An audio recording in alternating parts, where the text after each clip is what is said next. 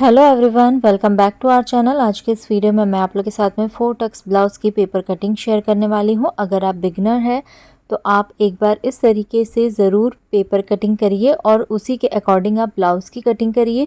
इससे आपके ब्लाउज़ की फ़िटिंग बहुत अच्छी आएगी और बहुत आसानी से आप ये सीख पाएंगे कि किस तरह से 4 टक्स ब्लाउज़ को कट किया जाता है। पहले हम बैक पार्ट जो है वो कट करेंगे।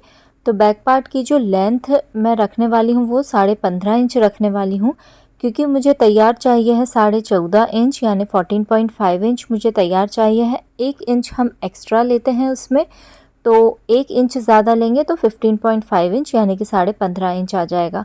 अब यहाँ पर देखिए, मैं एक सीधी लाइन जो है पहले वो खींच लूँगी और अब इसके बाद में हम सारी मार्किंग करेंगे। ये बैक पार्ट है, फ्रंट पार्ट की कटिंग मैं इसके बाद बताऊंगी आपको। तो देखिए, यहाँ पर मेरा जो शोल्डर रहता है वो 7.5 इंच रहता है, लेकिन अगर आपको पता होगा कि डीप नेक अगर आप बनाते हैं तो जो शोल्डर है वो हमें कम लेना पड़ता है। तो यहाँ पर जो बैक नेक है वो मैं 10 इंच रखने वाली हूँ, इसीलिए 7.5 इंच हमें नहीं रखना है जो शोल्डर है। अगर आप बोट नेक बनाते हैं या कॉलर वाला नेक बनाते हैं या 3 इंच तक भी अगर आप डीप नेक बनाएंगे तब आप 7.5 इंच ही लीजिएगा। नहीं तो अगर जैसे कि मैं 10 इंच ले रही हूँ तो इसीलिए मैं जो शोल्डर है वो 5.5 इंच ले रही हूँ। तो याद रखिएगा कि जो शोल्डर है मेरे वो 7.5 इंच आते हैं। अगर आपके साथ आते हैं तो उसके अकॉर्डिंग आप लगभग 5.25 इंच यानी कि 5 इंच और 2 लाइन ज़्यादा आप ले सकते हैं। अब यहाँ से देखिए, मैंने 5.5 इंच पर निशान लगा लिए हैं और आर्म होल मैं लेने वाली हूँ 6.5 इंच। तो यहाँ पर मैं एक निशान 6.5 इंच पर लगाने वाली हूँ और यहाँ से एक सीधी लाइन मैं खींच लूँगी। सीधी लाइन खींचने के बाद में देखिए, स्केल से हमें एक आड़ी लाइन भी खींचनी है। इसी पर हम हमारे चेस्ट की मार्किंग करेंगे। चेस्ट मेरा है 38 इंच, तो उसका चौथा भाग यानी कि उसे 4 से डिवाइड करेंगे तो आ जाएगा 9.5 इंच।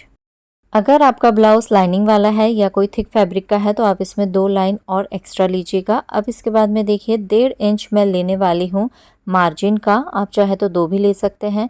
कमर के साइड में 8.25 इंच पर निशान लगाऊंगी, क्योंकि मेरी कमर है 33 इंच यानी कि 33 इंच। उसका चौथा भाग 8.25 इंच आएगा, यानी 8 इंच और 2 लाइन ज़्यादा 1 इंच और मैं लेने वाली हूँ, क्योंकि पीछे जो है वो 2 डार्ट बनते हैं 1-1 इंच के। और 1.5 इंच मार्जिन का लेके यहाँ से मैं देखिए इन पॉइंट्स को मिला लूँगी। तो ये हमारा जो है मार्किंग हो चुकी है। अब इसके बाद में देखिए, डार्ट का निशान हम लगाएंगे जो कि 4.5 इंच पर मैं लगा रही हूँ। और क्योंकि ये डार्ट 1-1 इंच के होंगे तो यहाँ पर हाफ इंच हम दोनों साइड लेंगे। इसकी लंबाई भी मैं 4.5 इंच लूँगी। तो 4.5 इंच पर एक निशान लगा के देखिए, इस तरह से सीधी लाइन हमें खींचनी है और जो हाफ इंच की हमने मार्किंग की थी दोनों साइड, उससे हमें इस पॉइंट को मिला लेना है। तो दोनों साइड ही देखिए ये जो डार्ट है वो लगते हैं। अब हम बैक आर्म होल की मार्किंग करेंगे जो कि 1.5 इंच पर मैं लगा रही हूँ निशान, और यहाँ से शोल्डर डाउन करेंगे। अब जो नीचे का भाग है वहाँ उसका हाफ हम लेंगे, यानी कि 3 इंच मेरा आ रहा है। और यहाँ से देखिए, हम आर्म होल की जो शेप है वो लगा लेंगे। ये हल्का सा बाहर की तरफ से लगानी है। अब इसके बाद में नेक की विड्थ हम ले रहे हैं जो कि है 2.5 इंच। लंबाई मैं रख रही हूँ 10 इंच। तो 10 इंच पर एक निशान लगाएंगे और 3 इंच इसकी चौड़ाई रख रही हूँ नीचे से, तो 3 इंच पर एक निशान लगाकर हमें एक बॉक्स जो है वो तैयार कर लेना है। और इसमें आप जो शेप बनाना चाहे वो बना सकते हैं, कोई डिज़ाइन बनाना चाहे तो बना सकते हैं।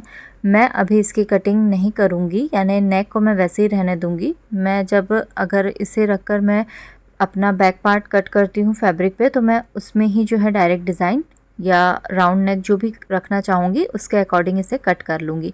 तो ये बैक पार्ट मेरा तैयार है। अब मैं इसे पूरा कट कर ले रही हूँ। अब फ्रंट पार्ट की हम कटिंग करेंगे।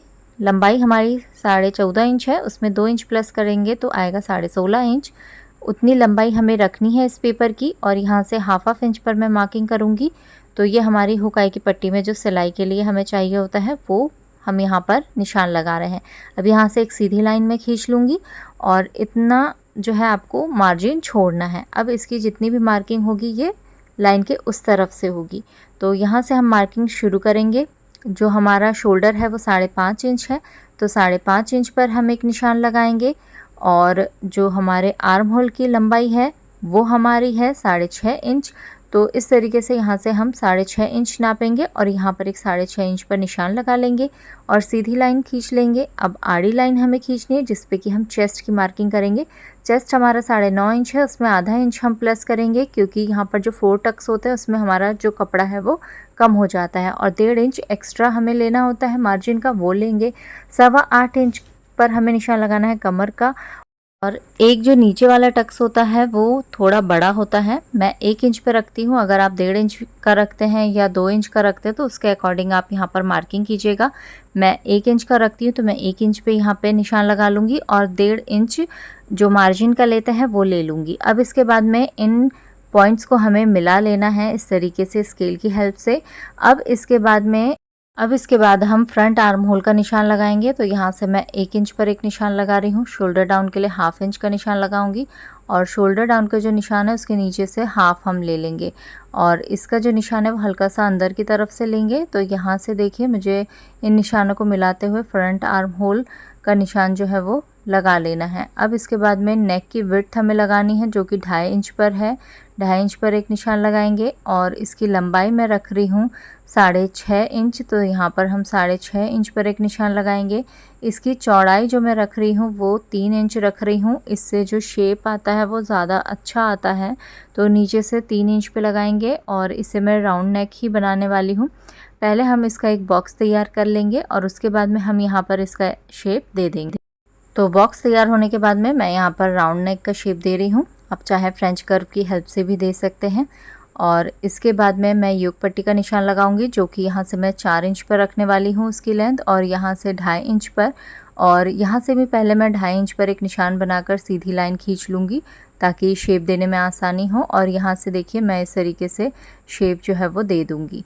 हल्का सा कर्व शेप देना होता है तो इस तरह से आप शेप दे दीजिएगा। उसके बाद में हम जो टक्स है उसका निशान लगाएंगे। तो यहाँ से मैं 4 इंच ले रही हूँ और जो इसकी लंबाई है वो मैं 2.5 इंच पर रखने वाली हूँ। मैं 1 इंच का टक्स देने वाली हूँ तो यहाँ पे 1/2 इंच दोनों तरफ दूंगी और इस तरीके से इन पॉइंट्स को मिला लूँगी। इन पॉइंट्स को मिलाने के बाद में देखिए यहाँ से आप देख लीजिए आपका डॉट पॉइंट कहाँ पर आता है। मेरा 11 पर आता है तो उससे 1/2 इंच ज़्यादा मैंने लिया है। आपका जितने पे भी आता हो उसके अकॉर्डिंग ही आप इसकी लेंथ रखिएगा। अब नेक के नीचे देखिए मैं इसका मिडिल पॉइंट लेने वाली हूँ और यहाँ से मैं इसे 3 इंच लंबा लेने वाली हूँ। तो यहाँ पर हमारा एक टक्स आएगा।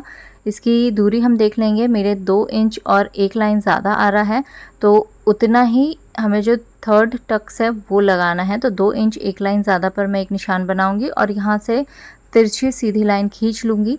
अब उसके बाद में देखिए फिर से एक और टक्स हमें लगाना है तो यहीं से हम 2 इंच और एक लाइन ज़्यादा पर एक निशान लगाएंगे और दूसरे वाला जो टक्स है इस तरफ से भी हम देख लेंगे कि उतना ही आ रहा है कि नहीं, ज़्यादा अंतर नहीं आ रहा है तो चल जाएगा। और फिर उसके बाद में हम वहाँ पर निशान लगा देंगे और सीधा उसे आर्म होल के तरफ में मिला लेंगे। तो इस तरीके से देखिए 4 टक्स हमारे जो है ये तैयार हो चुके हैं। जो नीचे वाला टक्स है वो 1 इंच चौड़ा होता है, बाकी सारे 1 प्रेशर फुट के अकॉर्डिंग आपको जो है वो बनाने होते हैं। अब ये हमारी जो मार्किंग है वो कंप्लीट हो चुकी है। अब इसकी हम कटिंग कर लेंगे और आप इसी पेपर की हेल्प से यानी पेपर कटिंग जो आपने की है इसी से आप फैब्रिक को कट कर सकते हैं और उसकी स्टिचिंग कर सकते हैं। इसी तरह के ब्लाउजेस की कटिंग एंड स्टिचिंग, कुर्ती की कटिंग एंड स्टिचिंग अगर आप देखना चाहते हैं तो मेरे चैनल को सब्सक्राइब ज़रूर कीजिएगा। और ये वीडियो आपको कैसी लगी कमेंट ज़रूर कीजिएगा, पसंद आई है तो लाइक ज़रूर कीजिए। तो ये मेरे सारे पार्ट्स जो है वो तैयार हो चुके हैं। ये फ्रंट पार्ट है और ये है बैक पार्ट। इसके अकॉर्डिंग अगर आप कटिंग करेंगे तो आपकी फ़िटिंग बहुत अच्छी आएगी। कैसा लगा है वीडियो कमेंट ज़रूर कीजिएगा। Thank you for watching.